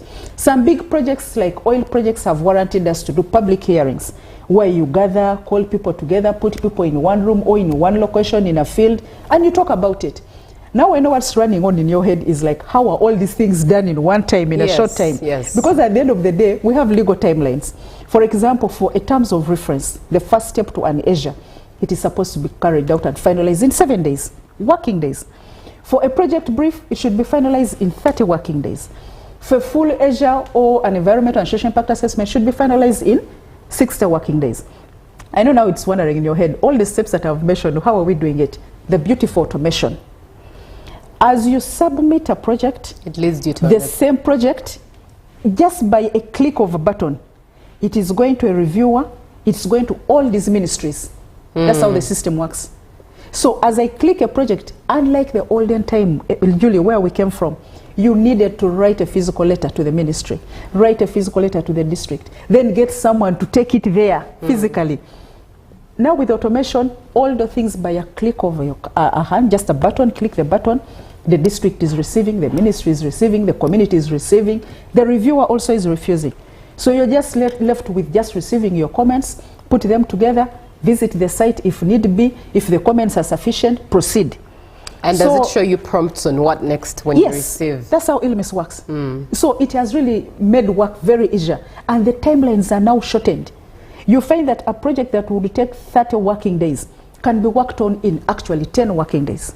So with automation, it has made things very easier, and all these processes. And the beauty is, you don't have to come to NEMA to get your certificate. No. You pay through URA, you get your PRN through the system. After getting your PRN through the system, your certificate is also issued through the system. And all these prompts, the client or the developer gets them through a telephone. You get a telephone SMS, but you can also get an email, depending on the contacts that you put into the system. Now, when the entire process is done, you still don't have to come to NEMA. You get your certificate through the system. Right. So that's the beauty. Very interesting. Now, let me engage some of the comments coming through from you, viewer. And somebody says, good morning, UBC. I'm Juko from Bushenyi. Those NEMA guys are just after money, full of corruption. You can't tell a big man in the government destroyed our swamp and papyrus in Bushenyi, made it a farm, and those NEMA guys are just quiet. Okay. You've used a bit of insulting language that I cannot obviously use, but your point has been received. I wonder what Engineer Leila has to say to Juma.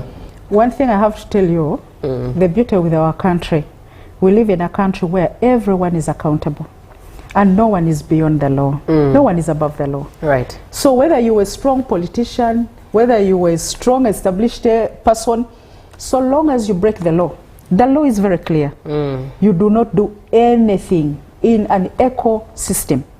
So if it's a wetland, someone is destroying the wetland, be rest assured, he will be got. It's just a matter of time. He will be, and I would really love to get his contact, and we follow it up because we have regional offices. The regional office will get onto him. All right. So Juma, I can see even your uniform is could be a government uniform, I think. But please do get in touch, share your contact, so that at least this is dealt with as fast and as soon as possible. Thank you so much for being on the show. Totally appreciate your engagement as we all learn and relearn together. So Engineer Leila, now does NEMA have the capacity to assess all developments in Uganda? Yes, my dear. All of them? All of them. We have capacities. We come from a history where NEMA was a small entity. And thanks to the restructuring processes of government, NEMA staffing has been enhanced from, imagine, 100 staff to 400 staff. So far restructuring and recruitment is underway. We've so far recruited 258. And with the help of all the restructuring processes of government, this is still undergoing process. So for us, we say yes, we have the capacity, but also with the retooling and restructuring, all monitoring equipment, the vehicles, the logistical matters that need to take place, they are there. But as I explained to you earlier, NEMA has regional offices. We have a regional office in Lira that handles the north. We have a regional office in Hoima that handles the Alberta and Graben, all the oil gas region. We have a regional office in Imbarara that handles the south. We also have a regional office in Imbali that handles the east. Now, you cannot tell me that you are coming to the center to follow up a project that's in a region. So with that establishment or that kind of network or that kind of establishment that NEMA has, projects are handled at source. So if you have a project in Imbali or in eastern region, it will be handled at source in the eastern region. But also, we've also had, as I told you, NEMA works in consultation with the lead agencies. If a project is, for example, in Masindi, the first person of concern is the environment officer in Masindi to give a comment or to give a word. So with that kind of network and coordination, the way an environment assessment is done, it is easier to do it. So thank God to automation, by just a click of a button, all these things are done in a very short time. All right. So yes, NEMA has the capacity to do it. All right. Thank you very much, Engineer Leila. Let's look at some of the gains that have been made with the environment and social impact assessment vehicle over the past 5 years. Over the past 5 years, we've gained automation. As I told you, we established the environment management information licensing system. So automation has come with ease to submission, easier submission, just at the click of your comfort, you submit, but it has also come with faster approval process. You know, we come from a background where you would really take long to approve a project because of the process. It's hard copy. But now, even when I travel, I'm here waiting for you to come on the show. I can just log in and do something. Right. So we've established easier submission, but we've also established faster approvals. We've also established regional offices. Regional offices in such a way that assessment now doesn't have to be done at the center only. In fact, the center is what we call a central office with its headquarter office. So at the end of the day, with establishment of regional offices, so now environmental concerns can be well tackled throughout the country, in whatever region of the country that you are. But also staffing and retooling has greatly improved. We have greatly improved in terms of retooling, both in terms of equipment, in terms of protective gear, in terms of vehicles. The retooling has really improved. But we've also have developed and updated standards. Right. For example, the law that we are talking about, the National Environment Impact Assessment, the regulation, it is a 2020 regulation. It has been updated. The National Environment Act itself, you know very well, the NEMA was established in 1995. So it means you're talking of a law that was established in 1995. But it has been amended, it has been updated. So we are now talking of a National Environment Act of 2019. So at the end of the day, we have enhanced regulations. We've had chemical regulations that have come in place. We've had the ozone regulations that have come in place. But we've also created awareness and population participation. Right now, we are living in a country where everyone knows about NEMA. Everyone knows. You've even had the complaint that come about. Because someone is aware.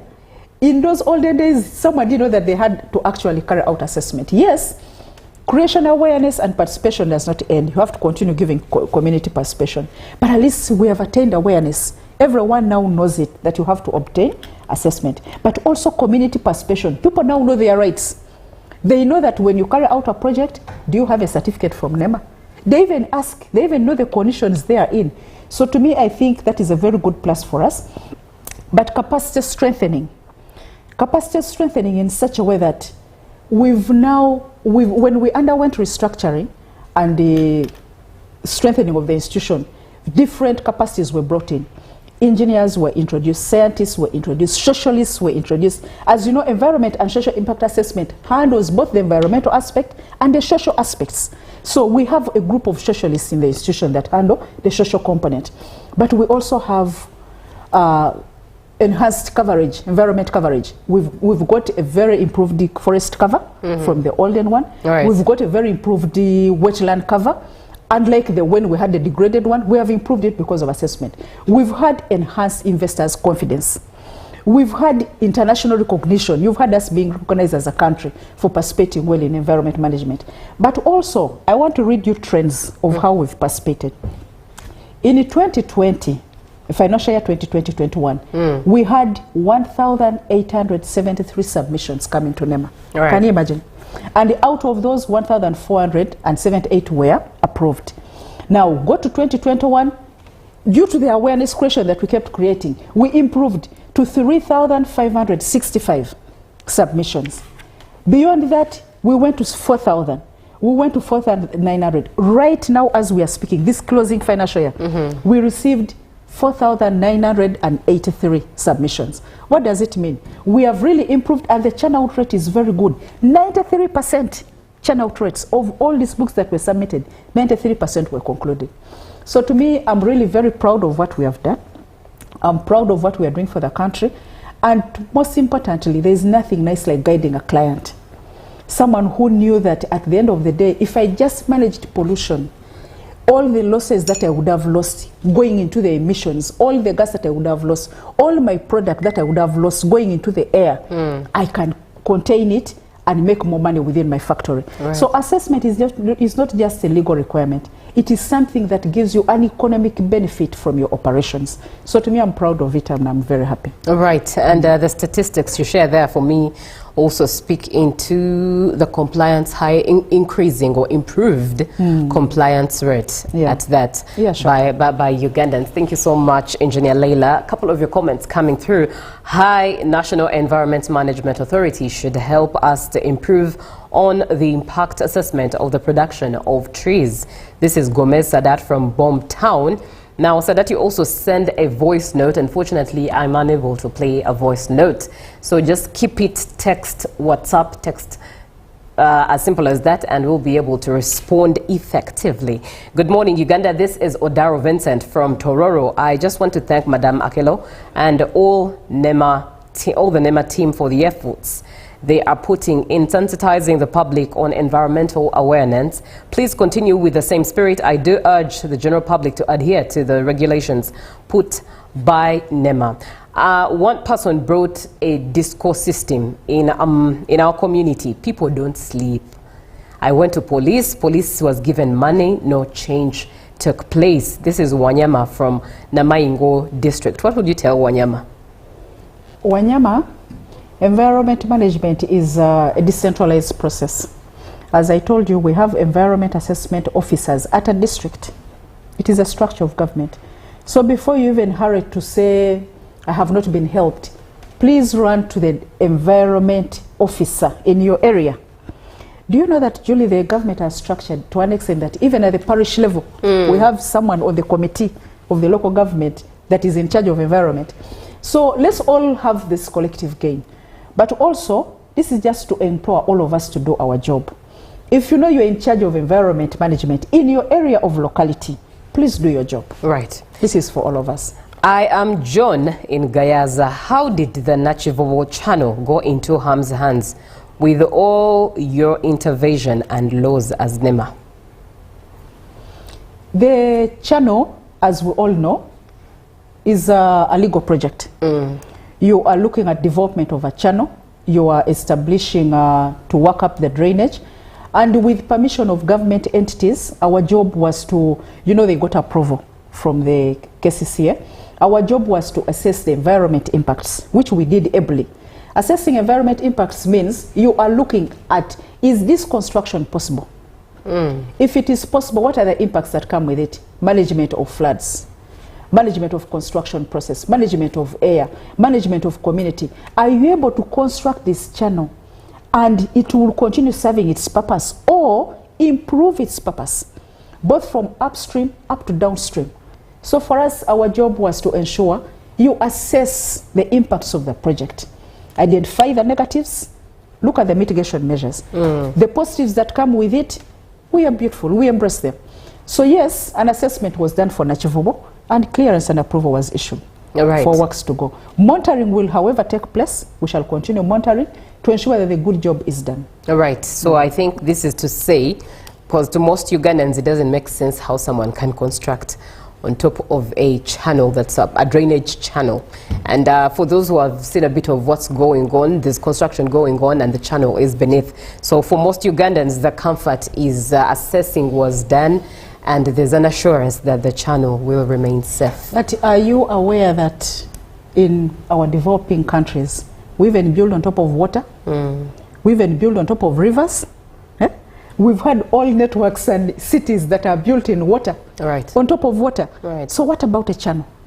The most important thing to me in that construction, are you ensuring the dimensions and width of a channel are maintained? Are you ensuring the water that is meant to be moved, the wastewater through the channel, is moving properly?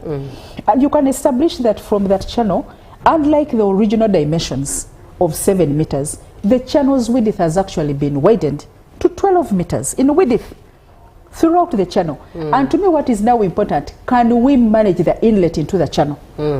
Can upstream be managed very well? All kinds of waste, all kinds of bottles, all kinds of polythenes that are getting there, to ensure there is no blockage.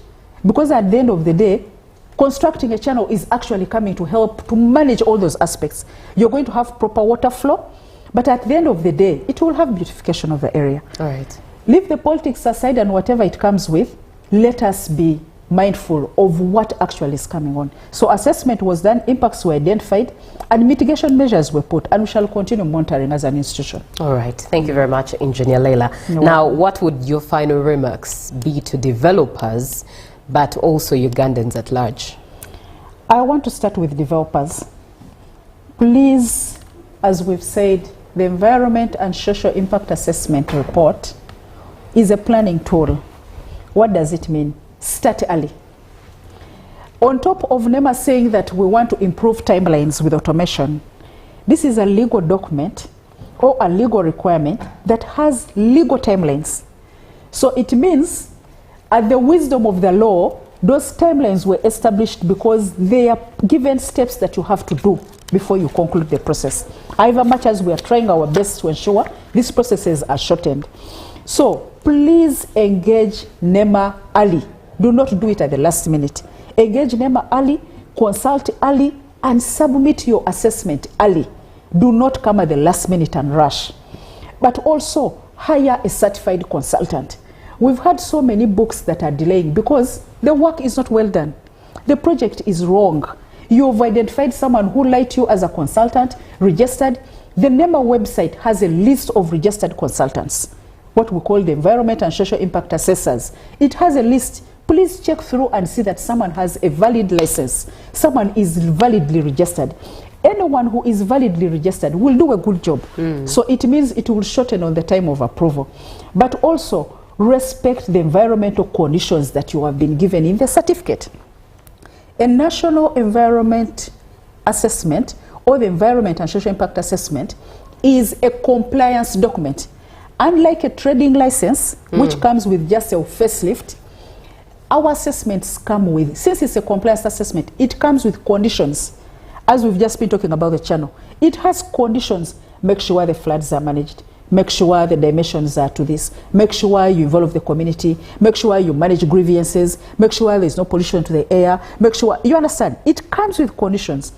So kindly, to any developer that gets a national certificate or environment and impact assessment, make sure you follow the conditions.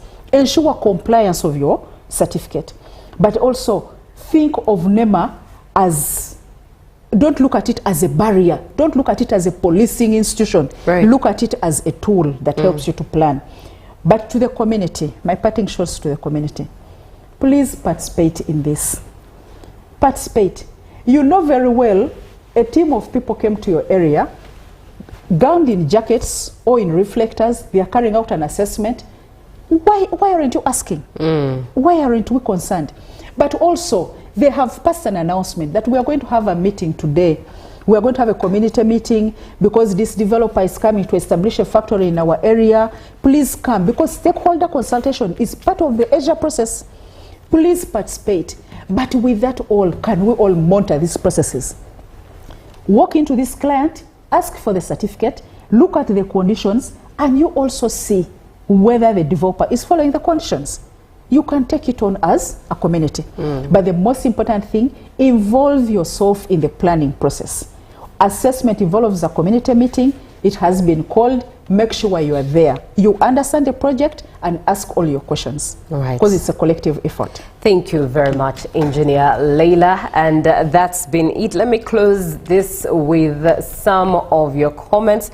I do have Sebata Fred, who says, good morning. Thank you, Engineer, for that program well presented. And somebody else comes through and says, good morning. We should learn from one another, neighboring communities, unless there are people who don't want our country to develop. They only look for money as grabbers. Thank you so much for being on the show. And good morning, UBC. I want to add my argument that NEMA is not doing enough. My name is Edema Amidu. I am in Yumbe. All the natural hardwood was cut down, and these woods were exported outside the country, and this was business done by government officials. No action was taken until all trees were finished. Up to now, we have not recovered from that business. What will NEMA do to recover our environment in Yumbe district? I don't know if there's anything you would tell Edema Amidu, who has this concern of trees cut by government officials in Yumbe district. That is his opinion. We shall follow it up. I cannot really have any answer to someone who is having a concern. But most importantly, trust me, I told you we have regional office. This will be followed up. We shall establish the facts. Thank you very much, Engineer Leila Akelo Gomnasa. She is the Senior Manager, Environment and Compliance. And that brings us to the end of this particular story. Up next is JMU Sports with Ruben. Good morning, Uganda.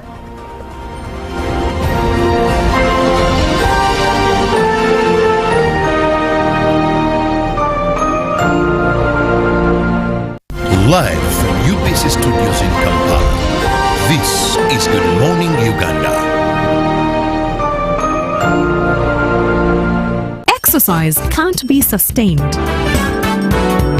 Eating can't be stopped. It's even harder to lose weight. Come and give it a try. Ginshikang L-carnitine chromium capsules. Plant extract, scientific ratio.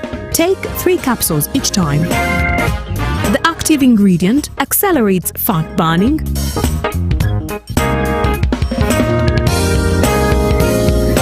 Eat twice a day. Don't take a detour. Weight loss starts now.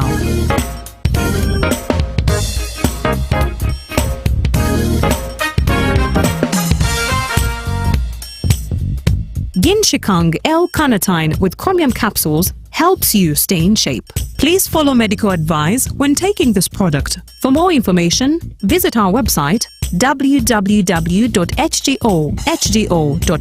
or call 0800 335555. Juko. Yo. Check the shopping, man. What's your secret? Haven't you heard of the parish development model PDM? Yes, I did, but I thought it was just a talk. No, Sebatia. It is real. I and a few friends together formed a circle, accessed money from the PDM, invested in a portrait project, and now things are moving. Juko. I thought I was one of your friends. You are. But you left me behind. I didn't leave you in poverty. What you do, just visit your LC2 chairperson and your parish chief and start the process of economic transformation. Just like that. The parish development model is an initiative from the government of Uganda through the Ministry of Local Government designed to transform all lives of Ugandans for the better. PDM, my parish, my development, my life. Live from UBC Studios in Kampala, this is Good Morning Uganda.